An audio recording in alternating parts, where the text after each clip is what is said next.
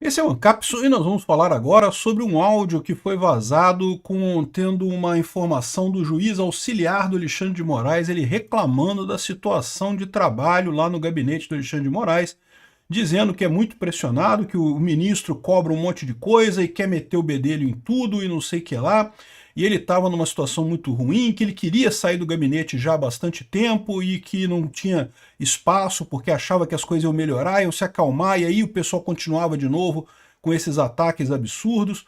Olha que coisa impressionante. Eu vou tocar para vocês o áudio aqui, é realmente impressionante. O cara que gravou o áudio, me parece que foi o Eduardo Tagliaferro, tá? E é uma gravação de uma mensagem de áudio mandada pelo juiz Ayrton Vieira para o Eduardo Tagliaferro, justamente reclamando da situação dele lá. Isso aqui é muito interessante por vários motivos.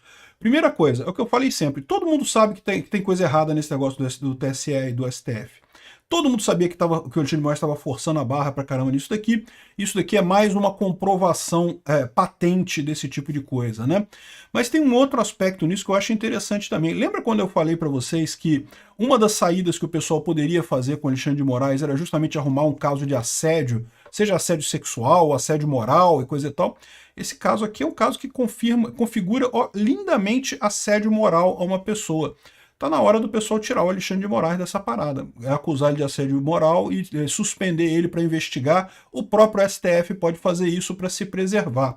Vamos entender esse caso aqui. Essa notícia foi sugerida por Cidadão de Alexandria, Peter pegou leve com Moraes e várias outras pessoas. Obrigado aí ao pessoal que sugeriu notícias lá no nosso site, no visãolibertaria.com, e obrigado aí a você que está assistindo o nosso vídeo. Se você gosta do nosso conteúdo, por favor, deixe o seu like e se inscreva aqui no canal, né? Antes de qualquer consideração, deixa eu tocar para vocês aqui o áudio, né? O áudio está aqui, ó, juiz que auxiliou a Moraes no STF reclamou. Olha só, é o Antônio Vieira falando aqui. Bom dia, Eduardo, tudo bem? Olha, realmente a coisa está feia, viu? Eu não estou aguentando mais em termos físicos, psicológicos, emocionais. Eu não consigo dormir sossegado, eu não tenho tranquilidade. Eu estou perdendo completamente a rigidez mental, o pouco que eu ainda tinha, viu? Realmente a coisa está feia. E é o que você disse aí, realmente, porra, até depois em questões de audiência de custódia, já, sabe, ele vem dando palpite, espera um pouco, né? Olha.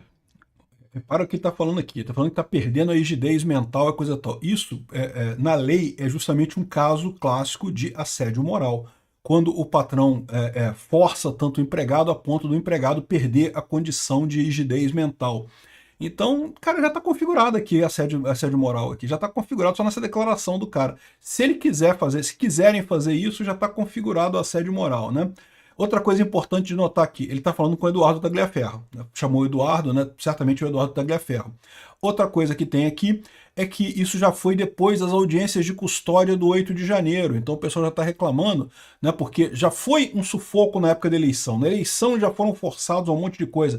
Lembra daquelas mensagens todas da Vaza Toga, né? A primeira Vaza Toga que saiu lá na Folha de São Paulo e coisa e tal, aquelas coisas que saíram todas lá, já forçou a barra pra caramba. O pessoal sabe, o cara é juiz, ele estudou direito. Ele sabe que, né, que essas coisas são erradas, o que o Alexandre de Moraes está fazendo é um exagero, é um erro enorme, né? Então, o que ele está falando aqui é que ele tá forçando a barra, que absurdo, o cara não deixa nada nisso, né? Vou continuar aqui ouvindo. Olha, eu não sei como vai evoluir isso, honestamente falando, mas eu sei que eu já cheguei ao meu limite. Aliás, já ultrapassei o meu limite faz tempo. E é que agora eu estou numa situação, né? Eu havia pensado, já tinha decidido antecipar a minha passagem, né? Eu falei, bom, agora que a temperatura vai diminuir, etc, etc.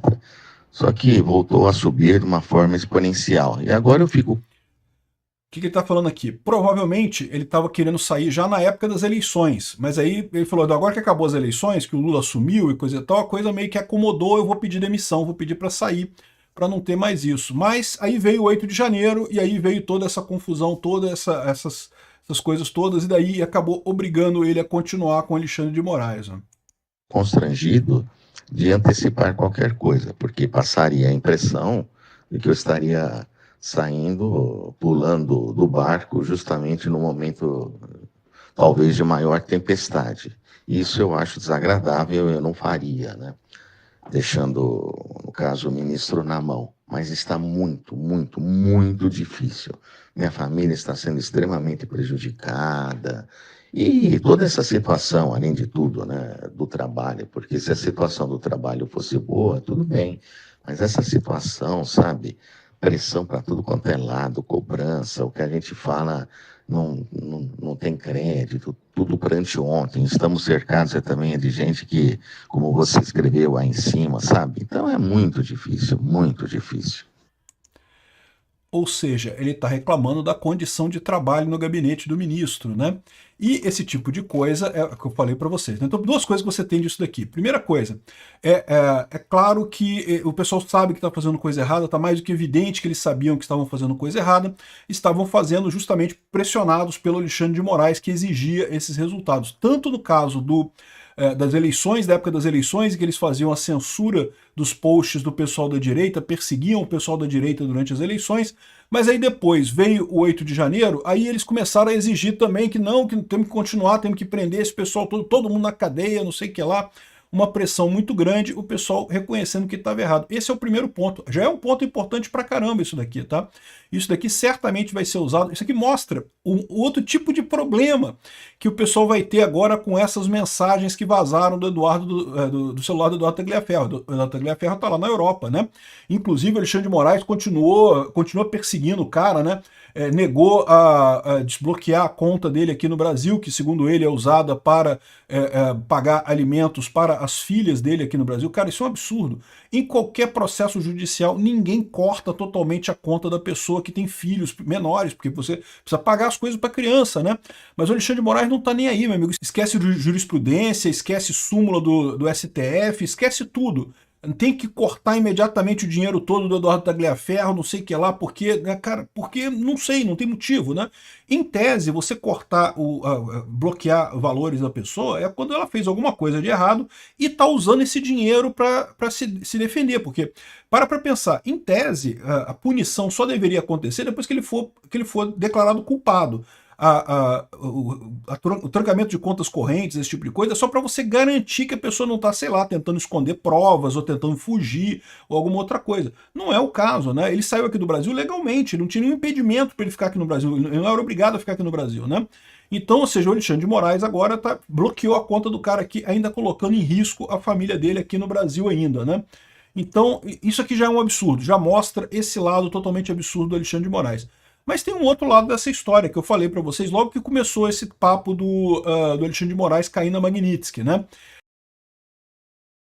Eu lembrei desse caso aqui, ó, do procurador da TPI, do Tribunal Penal Internacional. O nome dele é Karim Khan.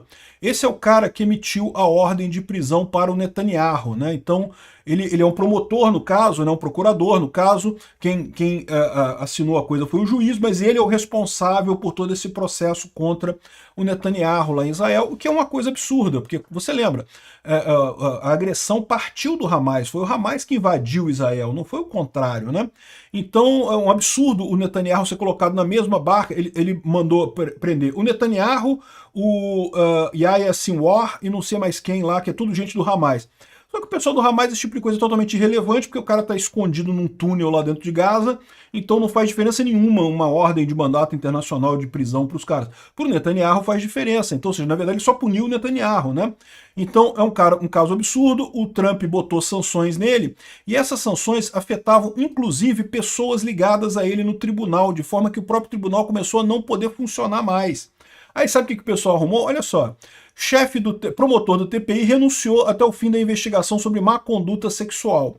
Acusaram ele de assédio sexual e daí ele foi aconselhado a renunciar nesse período, né, temporariamente, enquanto era feita a investigação. Na verdade, todo mundo sabe que ele renunciou para preservar o próprio tribunal, ou seja, para salvar a pele do tribunal, ele renunciou. Teve caso de má conduta sexual? Eu não duvido nada. Da mesma forma que eu falo, esse caso aqui está configurado já o assédio moral do Alexandre de Moraes sobre os funcionários do gabinete dele. Já podem fazer isso daí, já podem exigir a saída do Alexandre de Moraes, recomendar a ele que, olha só, Alexandre, O negócio é o seguinte, cara, tá ficando feio para você isso daí, faz o seguinte, pede uma suspensão temporária, sai temporariamente para responder essas acusações de assédio moral e pronto. E aí deixa o resto do pessoal do STF resolver o problema lá, acabar com essas ilegalidades todas do processo do Bolsonaro, acabar com esse processo totalmente, e aí pronto, preserva o Alexandre de Moraes de certa forma. Ele vai ser acusado de assédio moral, evidentemente, mas assédio moral, vocês sabem, né? Todo mundo que é patrão é acusado de assédio moral em algum momento, né? E se tem empregada mulher, é assédio sexual, né? Automaticamente. Então, ou seja, no final das contas, é uma maneira de tirar o cara dessa história e resolver o problema sem ele. Eles vão usar para isso? Eu não sei. Mas olha que quem divulgou esse áudio aqui foi o Paulo Capelli do Metrópolis. Você sabe que o Metrópolis é ligado à galera lá da elite aristocrática socialista de Brasília. A minha visão é que já estão partindo para a solução do assédio moral nessa história. Não sei o que vai ser, né?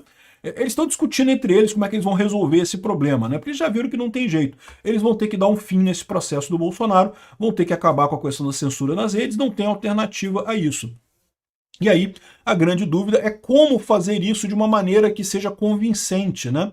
E agora você já tem uma desculpa, olha só, assédio moral, pô, Alexandre de Moraes, assédio moral é terrível, vai ter que fazer impeachment mesmo, não tem alternativa. Esse pessoal vai ter que seguir a receita do Karim Khan lá no Tribunal Penal Internacional, que seguiu o exato mesmo caminho, né? E aliás, é careca também, só por curiosidade.